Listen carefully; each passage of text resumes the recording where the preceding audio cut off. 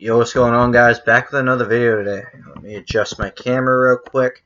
Alright, so today is Friday night, even though it's technically Saturday because it's 1:30 in the morning.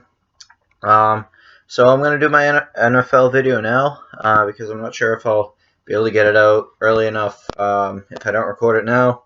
So we're going to do it now. So obviously, 3-game slate. Pretty exciting games. I think not really a boring one on there. Obviously, you got Tampa Bay, Houston first off. I think that should be a really explosive game. Probably one of the biggest targets in terms of fantasy. Or DFS.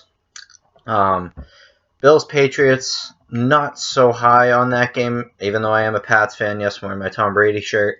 Not as high on that one in terms of scoring. And then the night game with the Rams and the Niners, which should be a really fun game to watch. Excuse me again. And then, I think that game could go either way. I think probably more likely it'll be higher scoring. But we're going to run through the lineup real quick. So if you guys watched my video yesterday, my NBA video, we did pretty well. We ended up cashing out, having 314. Pretty good. Came in 247th out of 1,851 in my tournament personally. Ended up doubling my money. Always nice. Looks like we were actually going to win a bit bigger, but obviously we invested a lot in the 7:30 game. So as the night went on, there wasn't really too much else for us outside of Dario Saric. But even still, pretty good night. Really wish I didn't play Boucher. I wish I had played Hollis Jefferson, but hey, you know what? A win's a win, so we'll take it. But let's move on to NFL because that's what we're here for. So, first off, once my lineup loads, here we go. So at the quarterback position, obviously you got 6 choices tomorrow. You got a choice between Watson, Winston, Garoppolo, Allen, Goff, and Brady in that order. And then if you're just weird and want to take a backup quarterback, you can go for that. There's no Saints playing tomorrow, so you can't take Taysom Hill. Anyway, so obviously Deshaun Watson at the top of the board at 8,600, most expensive for good reason. Probably the most talented quarterback on the board going against a really bad defense in Tampa Bay. Personally, I really like Watson, even though he is the most expensive. There's just not a lot of choices tomorrow. Quarterback position you really want to hit on, just because it can make or break your lineup. Winston I'm okay with. Going against Houston, not great defensively also. He did lose Chris Godwin and obviously doesn't have Mike Evans anymore, so they'll be digging a bit deeper in their depth chart, which does open up the tight end position. So that is interesting in terms of especially this slate because there's absolute dog shit in terms of what's actually available on tight ends, but we'll get there in a second. Jimmy G, okay play, 7,900. I don't mind him. Josh Allen, it's a bit risky. Obviously, he's playing the Pats, so very turnover forcing defense. Josh Allen does fumble the ball a lot, but obviously he has seen the Pats defense before, so if they have a good game plan, he actually played pretty well against them until he got dinged by Jonathan Jones and had to leave the game with a concussion. But not my favorite choice, though he does have that rushing upside, so I could definitely see if you wanted to go with a contrarian lineup. I think he'll be pretty low owned because he's going against New England. So he is an option, but not my favorite. Jared Goff going against San Francisco. Interestingly enough, San Francisco's defense is kind of, fallen off a little bit. Best value play on the slate, I think, Jared Goff in terms of quarterback. He's got pretty good weapons on the outside. Woods has been playing phenomenally lately. Cup's actually kind of fallen off a bit, which is interesting, but Higbee has been playing really well. They're getting Everett back tomorrow, so a couple more weapons or another weapon for Jared Goff to use. It'll be interesting to see how they use those tight ends, whether they do 2 tight end sets, which makes their situation kind of tricky. And then lastly, Tom Brady. Not loving him tomorrow, but I think the only upside is I think the way the Patriots win this game is through Brady. Sony Michel has just been really bad this year in terms of running game. Line has not made a lot of run for him. So if the Pats do end up scoring a lot of points, Brady will be probably the reason why. So again, another contrarian play, but again, not my favorite. I would if I had to choose between Josh Allen and Brady tomorrow, I'd definitely choose Josh Allen because of his rushing upside. Now let's go to running backs. So running backs an interesting spot. Gurley up at 7,400 is the most expensive. He's been playing better lately. 19, 19, 18 in his last three. So he's found the end zone in his last three on the ground, and then had a receiving touchdown last game against Dallas. So that Dallas game, though, he only had 20 yards. He just got saved through touchdowns. Going against San Francisco, I mean, their rush defense is pretty good. But like I said, their defense has kind of fallen off a bit, so I don't mind playing Gurley tomorrow. Next, Raheem Mostert.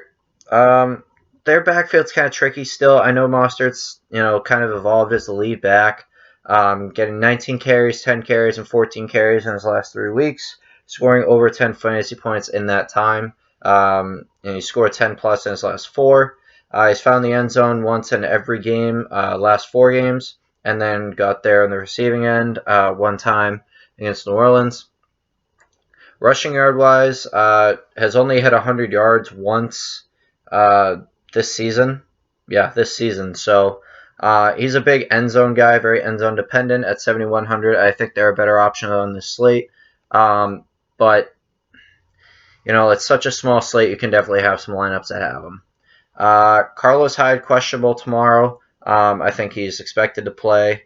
Doesn't say actually yet, but I assume he will play. Played against Tennessee, played very well.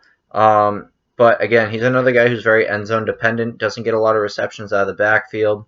So at 6,600, I could see why you play him, but I think there are better options in terms of actual, more consistent running backs, which I'll get to right now, in James White. James White going against Buffalo, obviously very good defense, right? But if Sony Michel's not getting it going early, who's going to get a lot of reps? James White and Rex Burkhead. And James White will be getting more reps than Burkhead, I promise you. So obviously White's receiving upside is huge.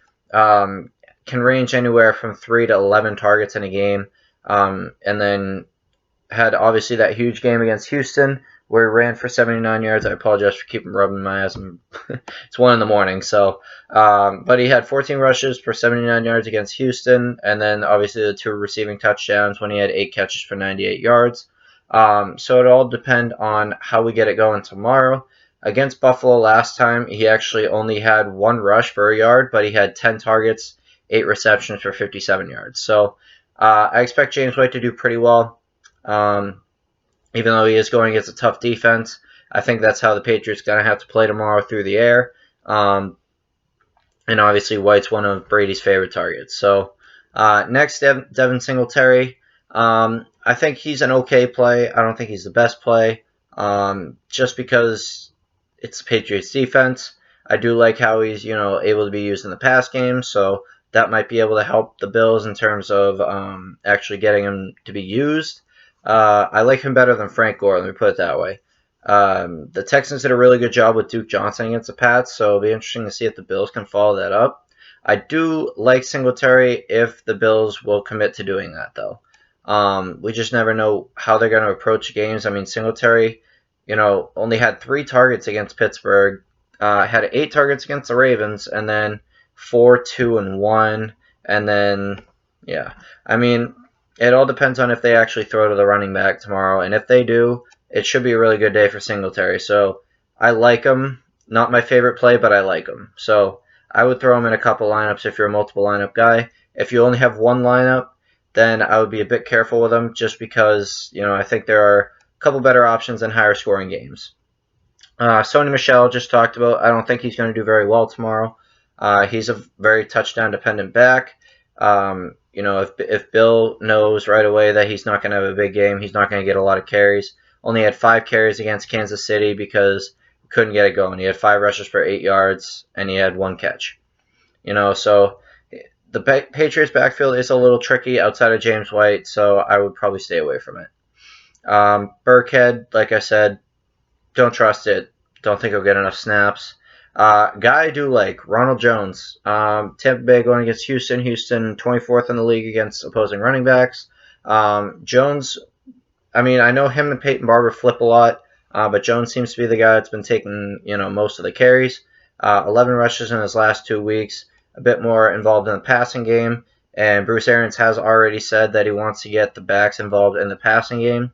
So if that's the case, I think Ronald Jones has a really nice game tomorrow um, in that high-scoring game. I think he'll definitely see the end zone once or twice because Jameis will not have many people to throw to outside of Rashad Perriman.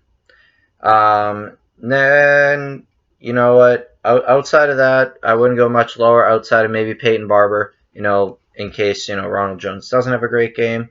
Don't trust Matt Breida or Tevin Coleman anymore. Just too many guys in the backfield. Like I said, I'm not even huge on Mostert just because he's so touchdown dependent. And then anyone lower than that, not really in play here. Going to receivers now. This is an interesting spot because, for today, I think there's a lot of really good value plays you could get, but also really nice ways to get stars. So, first guy, DeAndre Hopkins. Love him. Play him. Going against Tampa Bay. They're shit. He should get a lot of catches tomorrow. A lot of looks. A lot of yards. Like Hopkins a lot. Edelman going against Buffalo. That's an interesting one just because Edelman does usually play pretty well against the Bills. Just depends. Like I said, I don't think that's going to be a very high-scoring game. So if he gets pay dirt, he's okay. But I think he's more of your, 5, 6, 7 reception guy for 50 to 80 yards tomorrow, personally. And if he doesn't get in the end zone, that's probably not going to cut it at 7,500. So I like Edelman if you think he's going to get in the end zone, but he's not a personal favorite. Perriman, very popular this week. He's going to have really high ownership just because he's played pretty well down the stretch here. Had 5 catches and 3 touchdowns against the Lions last week. So, he's a guy who really hasn't been used much until the last 3 weeks. Had 6 targets, 5 targets, 6 targets last 3 weeks. But that's as high as 6 targets. I think Houston knows that this is really the only receiver that they have left. So I think they're actually going to put pretty good coverage on him. Now watch, I'm going to say this, and then he's going to go off for another 3 touchdowns. But personally, contrarianly, I would not play Perriman tomorrow. He's going to have a lot of ownership. And I think there are just better options like DeAndre Hopkins. I would even take Edelman over Perriman at this point just because we haven't seen Perriman outside of, 3 games. And I mean, he had one decent game against Seattle back in November where he had 4 catches, 42 yards, and a touchdown. But outside of that, nothing.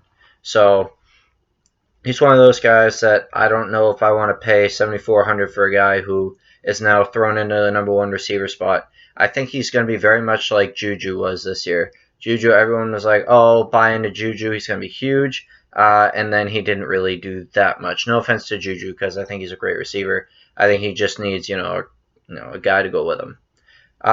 Next, Cooper Kupp. So this is an interesting one just because the last couple of weeks, he really has not done Cooper Kupp things. He's had 13, 12, 15, 6, 6. And then he had 0 against Pittsburgh. Before that, he was scoring 30, high 20s, low 20s. He hasn't hit 20 since October 27th against Cincinnati. So this is going to push his ownership down, which is why I think he might be a nice play tomorrow. I think they're going to put Richard Sherman on Woods a lot tomorrow. Though Sherman isn't really much of a shadow corner. I think he plays more to one side, if I can remember that right, so maybe that's not correct. But I do like Cooper Kupp in the slot. Won't see a lot of Sherman either way, just because Sherman's more of an outside corner. So Cooper Kupp, I think, is a sneaky play tomorrow. Last time out against San Francisco, what did he do? I'm trying to find that here. 4 catches, 17 yards on 6 targets. So I think his ownership is going to be really low tomorrow. And with the way San Francisco's defense has been playing, I would not mind throwing Cooper Kupp in a couple lineups tomorrow. If you're a 1 lineup guy, again, I think you have to at least consider him because I like him more than some of the guys who have said, throw him in a couple lineups. I do like him a bit more than that. But I just have a couple other guys that I like a little better, I guess. I would definitely consider him though, just because of the low ownership in tournaments. I would definitely consider him in GPP. I think I would avoid him. That's what I'll do for my final word on him. John Brown, don't love him tomorrow. Going against the Pats. Pats usually try to shut down your number one guy. That's obviously John Brown here. Last time against the Pats, he put up 5 receptions for 69 yards. Not terrible. He actually did have 11 targets in that game, interestingly enough. But I just don't love John Brown tomorrow. Interesting though, his price is at 6,600. That's actually really interesting. Mostly because he hasn't hit the end zone in 3 games. I just don't know if he's going to hit it tomorrow. Another contrarian play, possible play in some tournaments, but if you have one lineup, even in a tournament, I don't think I'd play John Brown tomorrow. If you have multiple lineups, definitely you can sprinkle him in, but just not my favorite play going against New England. Emmanuel Sanders and Debo priced right next to each other. These guys are kind of a coin flip in terms of who's going to get the more receptions, more targets. Against New Orleans and against Baltimore, it was actually no. Against New Orleans, it was Sanders, but then Debo came back last week and did terrible against the Falcons. I apologize, I fucked that up. Debo had 8 targets against New Orleans. Debo's kind of fallen off here. He was doing pretty well, up until that New Orleans game, and then he only had 3 targets against Atlanta. But I guess everyone did really crappy in that Atlanta game for some reason. I don't really know why. If the price is 6,200, he's okay. I think he's a good tournament play. I don't think he's a good GPP play. And then Sanders, I think, is the same way. I think these guys are very similar. They're like very, very similar in terms of their numbers. So I would play one but not the other. Let me put it that way. I would play one but not the other in different lineups, and then maybe you'll have one lineup where you're playing both. But I wouldn't bank on these guys. Cole Beasley, the only Buffalo receiver who I will say I would give him a shot. Going in the slot, I actually don't know off the top of my head who will be playing in the slot tomorrow. I know the Patriots will not have Jonathan Jones tomorrow, so it'll be Gilmore on the outside as well as McCourty on the outside, and then they'll have to throw someone else in the slot. That might be Joejuan Williams, the rookie there. I'm not exactly 100% sure, but this could provide a nice matchup for Cole Beasley in the slot. I really like Cole Beasley. He's a sneaky good receiver. Against Pittsburgh, obviously, he only had 1 catch for 6 yards, so not a great game there. But before that, he put up 12, 20, 16, and he's priced at 5'8". Last time against the Pats, he had 7 receptions, 75 yards, 11 points. I like Cole Beasley tomorrow. I think he's a good good tournament play. Anyone lower is pretty much just taking a shot. Kenny Stills had a good week last week, 2 touchdowns, but he only had 3 targets. N'Keal Harry, very touchdown dependent. Pretty much only gets his targets in the red zone. Brandon Cooks, just very... He has the talent, but he just hasn't gotten the results this year. Cutie, don't love him. Sanu, don't love him. Myers, meh.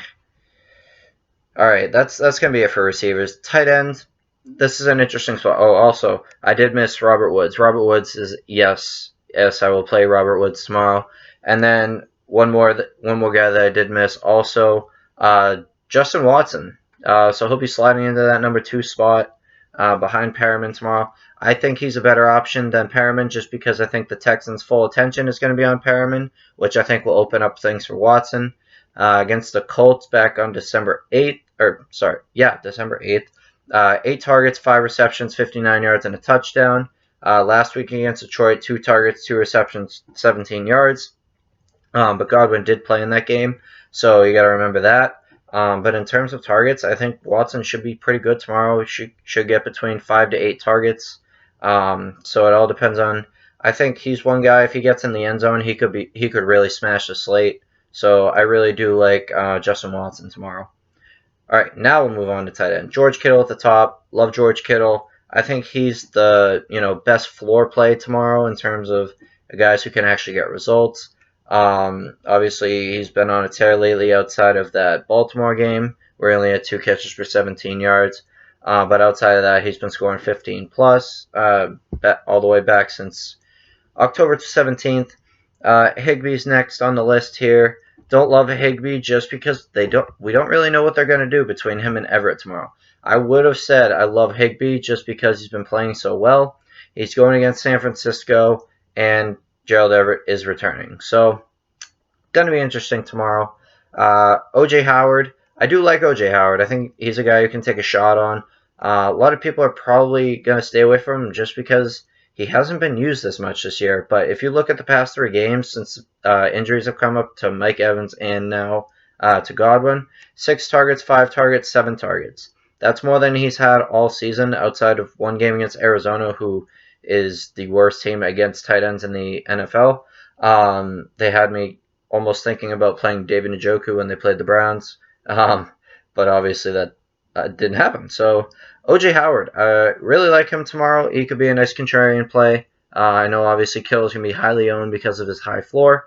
And then same with Cameron Brate. Cameron Brate, had 7 targets last week, which was the highest he's had since November 17th, where he had 14 targets against New Orleans.